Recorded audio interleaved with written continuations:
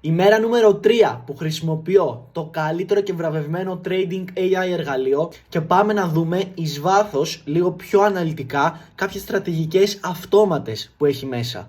Που απλά πάτησα ένα κουμπί, τις άνοιξα χωρίς να είμαι όλη μέρα πάνω από την οθόνη. Που πραγματικά αυτό είναι απίστευτο. Είμαι στη στρατηγική AI Omni που είναι μια λίγο πιο μακροπρόθεσμη στρατηγική και πραγματικά τα αποτελέσματα που μου έχει κάνει είναι φοβερά.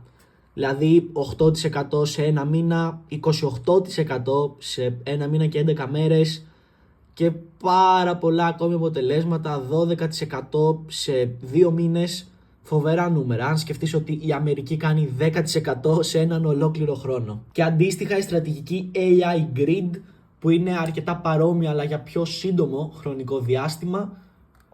Αν δούμε όλα τα grids που έχω ανοίξει, 6% σε 18 μέρες, 5%, 19, 4,5, πραγματικά πολύ καλά νούμερα.